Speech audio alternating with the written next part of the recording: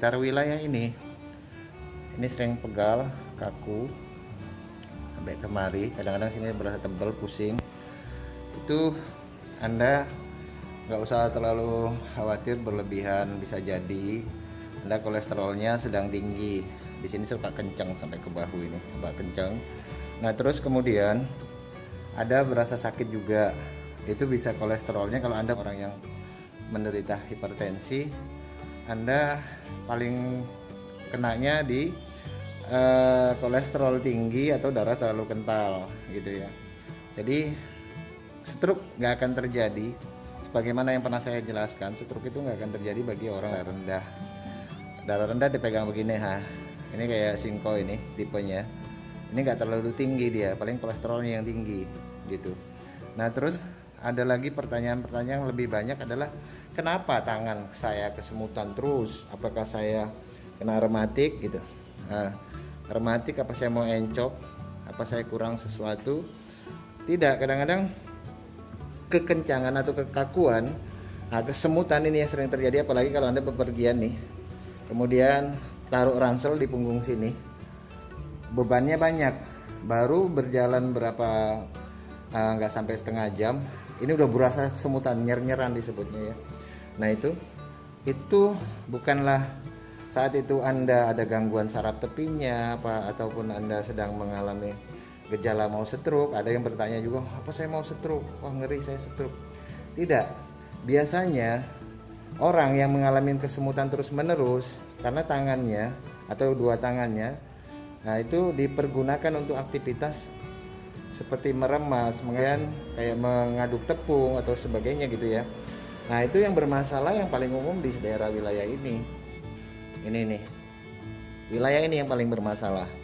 Ini Singko ini juga sering begitu gitu loh. Terus kemudian masalah itu bisa diurai sebenarnya dengan pijat biasa, bukan terapi ya, pijat biasa.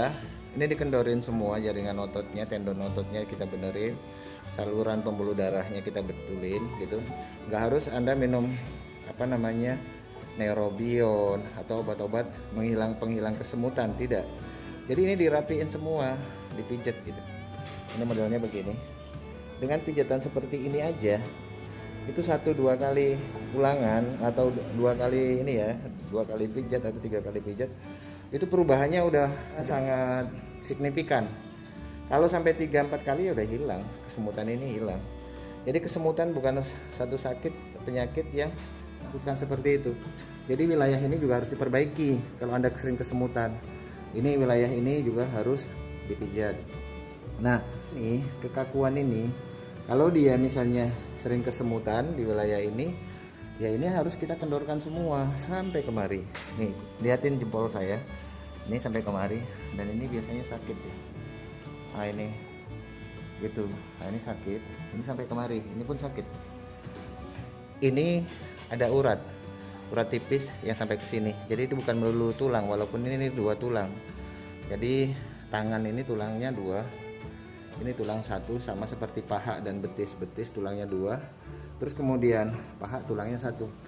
Jadi kalau sebenarnya tidak ada hubungannya dengan hipertensi. Jadi saya tegaskan, kesemutan tidak ada hubungannya dengan hipertensi, tapi karena kekakuan jaringan otot, terutama di dekat wilayah ini, nih persendian ini harus dibikin lentur, boleh dipijat biasa, tapi yang penting seorang pemijatnya itu benar-benar mengerti jaringan otot atau profesional katakan, dan dia udah biasa mengurusin hal-hal seperti ini. Kemudian ada kekakuan yang di wilayah ini. Kalau kenanya di belikat ini menyebabkan napas menjadi sesak. Gitu, ini napas sesak. Jadi diurainya begini.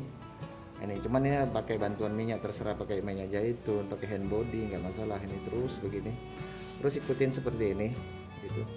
Nah ini, gini.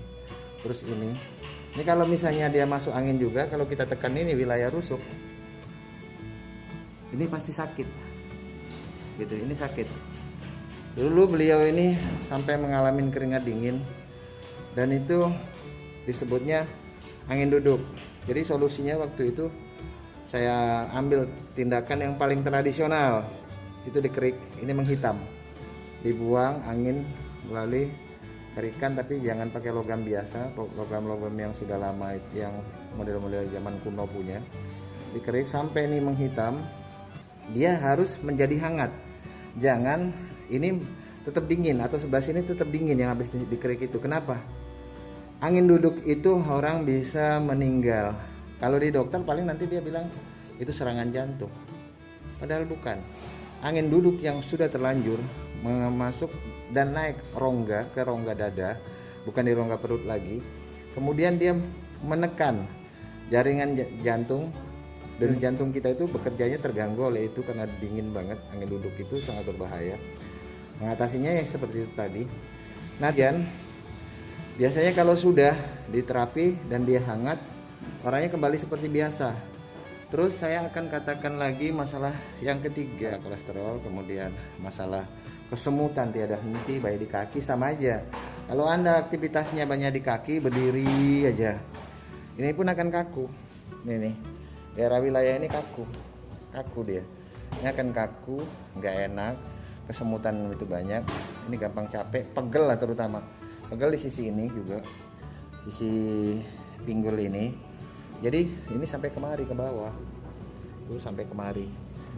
Ini dipijat biasa bisa, karena ini bukan tipenya. Kalau orang pegel terus nggak enak pakai berdiri lama, kesemutan juga kakinya, itu tipenya bukan tipe saraf kejepit. Saraf kejepit itu tidak bisa disembuhkan dengan pijat biasa. Jadi kalau saraf kejepit itu pakai teknik khusus. Terus kemudian juga harus memakai bantuan air panas untuk mengurai sekaligus melancarkan sirkulasi darah. Nah, tadi kalau yang pegal di sini atau sampai kemari, ini wilayah ini, nah ini, itu solusinya dipijat biasa begini bisa. Kecuali bila Anda sentuh punggung ini dingin, keringatnya dingin, Anda harus hangatkan dengan air hangat, atau bisa juga boleh dikerik. Dikerik di kop yang nggak boleh, karena dia akan menarik jaringan kulit ini sampai di bawahnya, simpul sarafnya. Saya kalau menggunakan kop itu atau yang disebut bekam, itu bekamnya biasanya kalau bekam mau dikeluarin darahnya, menghilangkan darah kotor, ya itu sangat boleh. Nah, terus kemudian yang teknik tadi ini sampai hangat.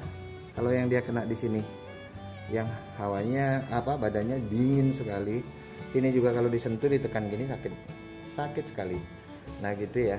Jadi demikian, kalau Anda mengalami pegal di wilayah ini, kalau nggak kolesterol, ya itu biasanya darah agak kental, kaku di sini nih. Dan itu jangan diabaikan kalau Anda tipenya darah tinggi ya.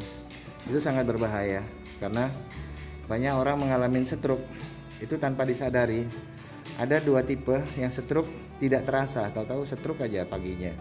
Itu tipe yang mereka golongan darahnya O.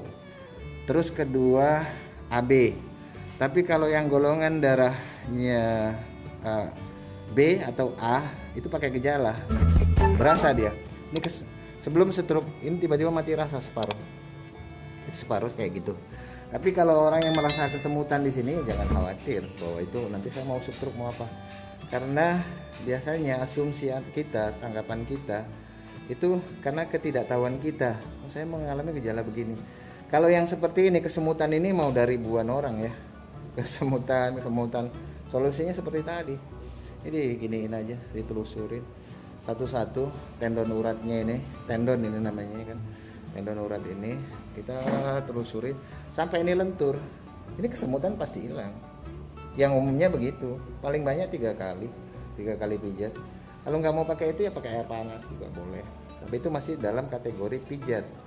Karena kalau terapi itu orang harus mengenali jaringan saraf. Kalau nggak kenal jaringan sarafnya, kayak mana kita bisa tahu yang kena di mana? Motoriknya, terus memorinya, terus saraf tepinya, terus kemudian kena juga kelenjar liur nih, seperti di sini nih kelenjar liur. Ini kalau kena juga kelenjar liur ini, orang biasanya ngomong pelo, bahkan nggak bisa ngomong. Terus kemudian orang tersebut pun menelan makanan, terutama minum air, itu dia tersedak karena sebagian ibaratnya keran itu tidak menutup sebagai mestinya. Jadi kalau dia minum Sebagian air masuk ke paru-paru, sebagian masuk ke lambung. Itu yang sangat berbahaya. Jadi ini masih berkaitan dengan teknik dasar pijat dan pengenalan jaringan kenapa orang bisa kesemutan terus menerus, baik di kaki atau pegel gimana, pegel terus menerus, ataupun juga kenapa saya ini kaku kenceng. Ini bisa dilenturin semua kok dengan teknik begini nih. Ini bisa begini, terus ini begini, ini bisa ditekan sesuai dengan tekstur tubuhnya. Kalau tubuhnya keras, ini ya dia harus ditekan agak lebih kenceng gitu, kayak seperti ini. Nah terus kemudian begitu. Nah kalau misalnya apa herbal apa atau vitamin apa yang perlu diminum, kalau untuk kesemutan ya itu ada vitaminnya gitu loh. Terus itu bisa diiniin apa. Terus kemudian Anda bisa, kalau yang ini tadi ini bisa dengan itu aja, dengan pijat biasa. Kecuali stroke. Kalau stroke ya di sini harus di ini terapi. Selain di terapi ya nanti ada herbalnya, karena kalau stroke itu ada di sini ada, tergantung stroke sebelah kiri ya, di sini ada pecah pembuluh darah yang sebelah kanan. Stroke sebelah kanan gini berarti ada pecah pembuluh darah di sebelah kiri. Jadi segitu dulu video tentang kesemutan, leher kaku dan apa penyebabnya. Sampai di sini dulu. Kita akan bahas di video selanjutnya tentang terapi ataupun herbal yang mau diulas. Nah, nanti kita lihat bagaimana apa yang paling urgen untuk ditampilkan. Jadi begitu dulu saudara-saudari, sobat-sobit dimanapun Anda berada. Semoga ini video ini bisa memberi pencerahan tentang tubuh, gejala yang dirasakan oleh tubuh seseorang, anatomi tubuh seseorang, keadaannya kenapa, masalahnya apa. Nah, jadi begitu. Saya Lucky Apandi mengucapkan terima kasih atas kunjungan Anda di channel kami.